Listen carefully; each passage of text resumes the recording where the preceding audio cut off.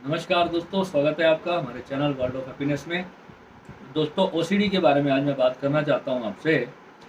OCD के बारे में बहुत सारे क्वेश्चंस मेरे पास आए हैं, पहले भी बहुत आते रहे।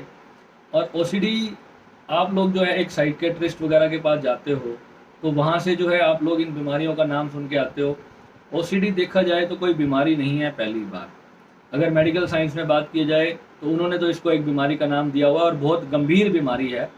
अगर देखा जाए तो ओसीडी एक बहुत बड़ी समस्या है जो कि हर व्यक्ति को है। किसी को थोड़ी कम मात्रा में है, किसी को थोड़ी ज़्यादा मात्रा में। ऐसा कोई व्यक्ति नहीं है जो आज की डेट में ओसीडी से सफ़र नहीं कर रहा। जो भी इंसान ध्यान साधना नहीं करता, जिसको ध्यान के बारे में नॉलेज नहीं है, तो उसको ओसीडी मिलेगी मिलेगी।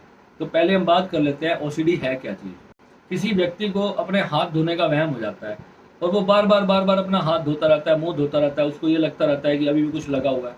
उसने कोई अपने कमरे में लॉक लगाया, उसको 1 सेकंड में भूल गया कि मैंने लॉक लगाया भी था या नहीं। कोई एक्सीडेंट उसने देख लिया, बार बार उसके दिमाग में वो थॉट आ रहा है कि मेरा एक्सीडेंट ना हो जाए। किसी के घर में आग लग गई तो उसको बार बार ये दिखाई दे रहा है कि मेरे घर में आग ना लग जाए, मैं आग में जल रहा हूँ। पूरा रात को उसको सपने भी वैसे आ रहे हैं। किसी को लगता है कि मेरे को इधर से सांप काट रहे हैं, किसी को लगता है मेरी पैंट के अंदर कुछ घुसा हुआ है, कोई कॉकरोच घुसा हुआ है, कोई चींटी काट रही है। तो ये जो सारी समस्या है ना, ये हमारे माइंड से रिलेटेड है। तो ये इस तरह के जो यूजलेस थॉट्स हैं, कोई ऐसा विचार होता है जो आपके अंदर, आपके अचेतन मन के अंदर पूरी तरह से घर कर जाता है। तो उसको मेडिकल टर्म्स में साइकियाट्रिस्ट जो है उसको ओसीडी के नाम से कहते हैं। और इसका करीबन 1.5 से 2 साल का ट्रीटमेंट उन्होंने बताया है। और उसमें बहुत सारी थेरेपीज भी दी जाती हैं और बहुत सारी मेडिसिन भी दी जाती हैं और बहुत सारी काउंसलिंग के ज़रिए जो है उस पेशेंट को ठीक किया जाता है। परंतु आज तक मेरी समझ में, मेरी नज़र में ओसीडी का कोई पेशेंट इस तरीके से ठीक नहीं हुआ और ना ही इस तरीके से आप ठीक हो सकते हो। क्योंकि अब ओसीडी की जो गहराई में अगर मैंने जो रिसर्च किए हैं, जो ओसीडी के कारण हैं, किसी व्यक्ति के मन में बहुत ज़्यादा विचार आते हैं। अब मान लो वहाँ पर अगर हम एस्ट्रोलॉजी के हिसाब से बात करें, किसी व्यक्ति की कुंडली में राहु खराब है, यानी कि उसको मानसिक चिंतन बहुत ज़्यादा होगा। जब तक वो अपने राहु को सीधा नहीं करेगा, तब तक उसको बिना मतलब के इस प्रकार के जो ओसीडी वाले विचार होते हैं वो उस व्यक्ति को परेशान करेंगे। अब यहाँ पर दोस्तों एक और बात हम करते हैं। आजकल एक बहुत बड़ा खेल चला हुआ है पॉजिटिव थिंकिंग और नेगेटिव थिंकिंग का। निस्संदेह लॉ ऑफ अट्रैक्शन के अंदर इस बात को समझना बहुत ज़्यादा ज़रूरी है, तब जा कर के हम इस चीज़ को समझेंगे। परंतु कहीं ऐसा तो नहीं है कि ये जो चीज़ है वो आपके लिए ओसीडी बन जाए, ओसीडी नाम की बीमारी बन जाए। आपके मन में कोई नकारात्मक विचार आ रहा है, अब आप उसके लिए उसको पॉजिटिविटी में लाने की कोशिश कर रहे हो, परंतु नकारात्मकता आपके भीतर से जा नहीं रही। अब साइकियाट्रिस्ट आपको यहाँ पर ये बोलते हैं कि किसी चीज़ की कोई एलिमेंट है आपके अंदर, उस चीज़ का जो है ना डेफिशिएंसी के कारण आपके साथ ऐसा हो रहा है। और होता भी होगा, मैं समझता हूँ। अब परंतु क्या दवाइयों से वो ठीक हो जाएगा? तो निस्संदेह दवाइयों से वो ठीक नहीं होने वाला। पहली बात इसको समझ लो। कोई भी दवाई वो देते हैं, आपके माइंड को शांत करने वाली दवाइयाँ होती हैं जो आपके माइंड को सोचने की पावर को कम कर देती हैं। तो इससे क्या होता है, आपका जो दिमाग है, जो अच्छा सोचना चाहता था, उसकी जो क्रिएटिविटी है वो भी ख़त्म हो जाती है। अगर आप किसी बच्चे की अगर मानसिक चिंता में, पर इतने सारे केसेस हैं आज की डेट में, 18, 20, 22, 24 साल के बच्चों के साथ इतनी बड़ी ये समस्या है। आप बिलीव नहीं करोगे, मेरा राहु 5th हाउस में है और मैं अगर कहूँ तो मैं भी कभी एक ओसीडी का शिकार था। ओसीडी जो बिना मतलब का चिंतन, खामखा के थॉट्स, खामखा की टेंशन। आज आप लोग सोच नहीं सकते, मैं दिन में 500 लोगों से बात करता हूँ। आप सोच सकते हैं कि मेरे अंदर कितनी तरह के विचार आने चाहिए, कितनी तरह की खिचड़ी पकती होगी मेरे दिन। और रात को जब मैं सोता हूँ, आप बिलीव नहीं करोगे, 11 बजे इतनी मस्त और इतनी मीठी नींद में सोता हूँ। मुझे एक शक्ति आती है और मुझे बस अपनी गोद में सुला लेती है और ऐसा लगता है कि मैं बहुत परमात्मा के देश में, परमात्मा की दुनिया में आनंद के साथ बड़ी मस्त नींद सोता हूँ। और सारा दिन मैं आपके विचार सुनता हूँ, आपकी प्रॉब्लम्स को सुनता हूँ, उसको सोल्यूशन आपको देता हूँ। ना जाने किसी की क्या क्या समस्या है आप लोग मुझे बताते हो, जिसका मेरे पास सोल्यूशन भी नहीं है, वो भी मुझे सुनना पड़ता है। और सबसे बड़ी बात, वो सारी नकारात्मक बातें मुझे आपकी सुननी पड़ती हैं। तो मैं अपने आप को कितना सक्षम बनाऊंगा, तब मैं आप लोगों की वो हर चीज़ को सुन पाऊंगा। तो हम लोग जब एक रोड पे जाते हैं और हम वहाँ पर कोई हादसा होते हुए देखते हैं, तो वो भी हमारे अचेतन मन में जाता है, वो भी हमारे लिए ओसीडी का कारण बनता है। कल एक लड़की ने मुझे प्रश्न किया, भैया मुझे रिलीजियस ओसीडी है। अब ये रिलीजियस ओसीडी क्या है? अब मान लो किसी व्यक्ति को अपने देश के और धर्म के लिए मरने का विचार आ रहा है। आप देखते हैं ना 14-15 साल के बच्चे जो हैं आतंकवादी बन जाते हैं, ह्यूमन बम बन जाते हैं, वो अपने आप को बम से उड़ा लेते हैं, उनको डर नहीं रहता।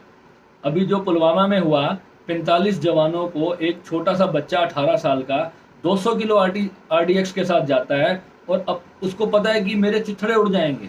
कितना गंभीर विषय है। एक छोटा सा बच्चा 200 किलो RDX लेकर जाता है और वो ये सोचता है कि मैं अपने परमात्मा के लिए भी बहुत बड़ा काम कर रहा हूँ। सोचो, ये रिलीजियस ऑसिडी है जो दिमाग के अंदर आपके डाली जाती है, और वो जब अंदर बैठ जाती है और वो जब अपना कार्य करना शुरू करती है, फिर आपकी सोचने समझने की क्षमता जो है पूरी तरह से खत्म हो जाती है। आप मरने मारने पर उतारू हो जाते हो। आपको यही नहीं पता कि ये मैं जो मुझे दिया गया है ये सच्चा ज्ञान है भी या नहीं है, क्या मुझे जन्नत मिलेगी या नहीं मिलेगी, क्या मुझे स्वर्ग मिलेगा या नहीं मिलेगा। किसी भी धर्म में आप जहाँ भी आप मरने के बाद आपको लगता है आप जाओगे, आप ऐसा सोच लो कि मुझे वैकुंठ धाम मिलेगा या नहीं मिलेगा। किसी की हत्या कर देने से आपको लगता है कि आपका ईश्वर खुश होता है, परंतु आपके दिमाग के अंदर ये जबरदस्ती OCD जो है घुसाई जाती है। और जब तक आप इस चीज़ को नहीं समझोगे मेरे भाई, तब तक कुछ नहीं होने वाला इस संसार का। और आज इस पूरी दुनिया के साथ ये प्रॉब्लम हो चुकी है। ये सिर्फ अब भारत की प्रॉब्लम नहीं रही है, ये पूरी दुनिया के साथ हो चुका है। अब तो हम रिलीजियस OCD की बात नहीं कर रहे, हम कंप्लीट OCD की बात कर रहे हैं। अब इससे मुक्त कैसे हो जाएगा? जो बिना मतलब के विचार हमारे भीतर हैं, उसको जब तक हमारे अंदर हमारा पूरा अचेतन पूरी तरह से क्लियर नहीं होगा, तब तक हम निर्विचार की अवस्था को प्राप्त नहीं हो सकते। अब यहाँ पर आप बैठ जाओगे ओम ओम की जाप करने, कोई बैठेगा म्यूजिक लगाएगा ध्यान का और उसको सुनने बैठ जाएगा। जब तक आपको पूरी तरह से इस चीज़ के बारे में समझ नहीं है कि इससे कैसे फ्री होना है, तब तक आप इससे फ्री नहीं हो सकते। और जो इस बीमारी का शिकार हो चुका है उसको प्रॉपर ट्रीटमेंट चाहिए, उसको प्रॉपर गुरु के सानिध्य में एक एक बात को समझना चाहिए, तब जा करके वो इस समस्या से अपनी निजात पाएगा। नहीं तो एक पल के लिए भी आप जीवन आपका शांत नहीं बीत सकता। 24 घंटे आप परेशान रहोगे, रात को नींद में भी आपको कुछ ना कुछ चलता रहेगा। ये OCD इतनी खतरनाक बीमारी है, आपकी पूरी ऊर्जा को खत्म कर देती है। आप जीवन में कुछ नया क्रिएट कर नहीं सकते, कभी भी आप कुछ बड़ा अपनी दुनिया के लिए अपने देश के लिए नहीं सोच सकेंगे अगर आप इस विचारों के शिकार हैं। किसी भी तरह का विचार हो, वो कोई भी विचार हो सकता है।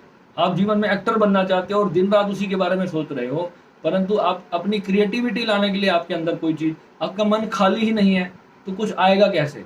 ध्यान का बाय प्रोडक्ट है कुछ नई क्रिएटिविटी आपके भीतर।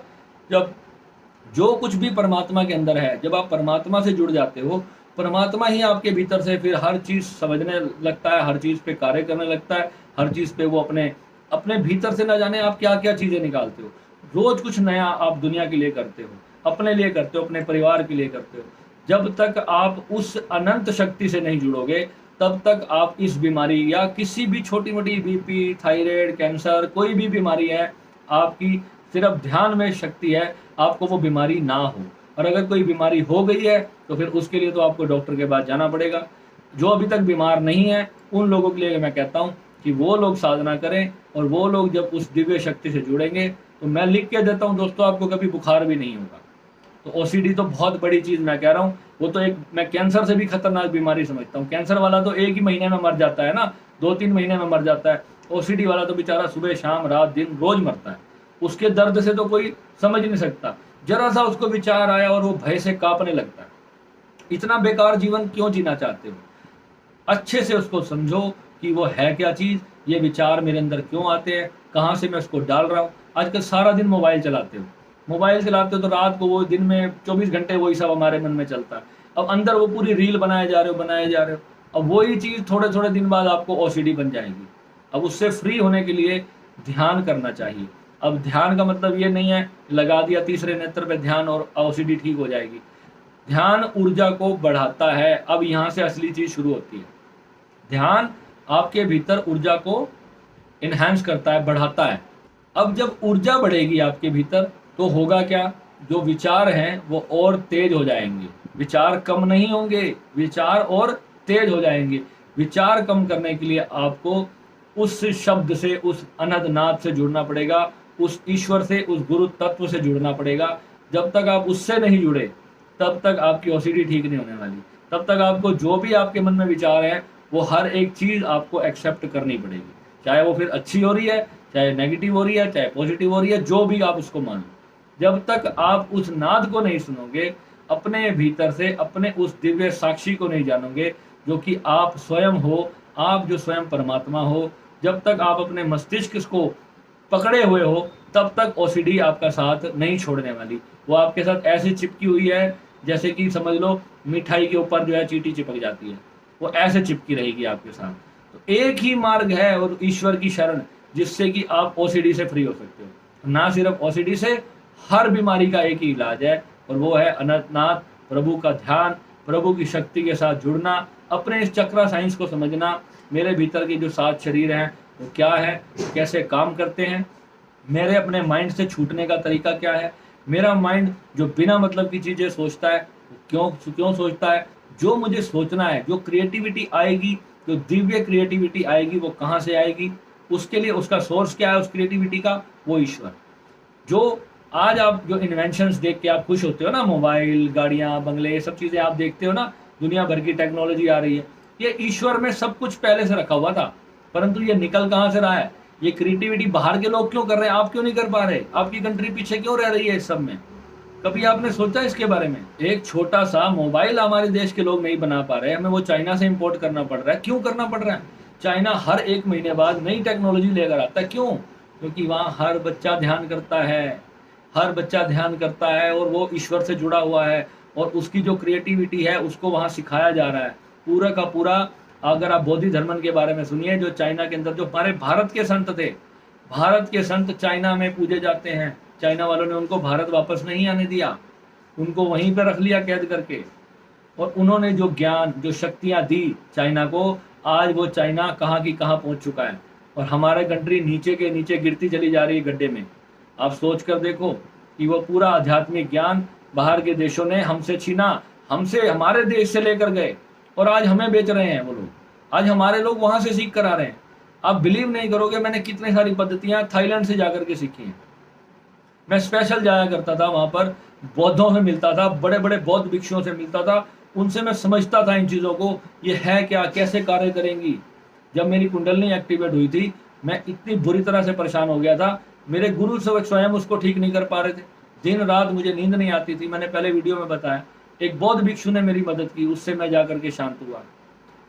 और कितने बौद्ध भिक्षुओं को मैं मिला जो मेरी मदद ही नहीं कर पाए, जो भी खुद भटके हुए थे, वो मंत्र जाप कर रहे थे। बौद्ध धर्म के बहुत सारे लोग हैं जो बहुत तरह के मंत्र जापों में भटके हुए हैं, उनको पता ही नहीं है कि मंत्र जाप हमें किस चीज़ का करना है और किस कारण से करना है, ज़रूरत है भी या नहीं, पर कर रहे हैं।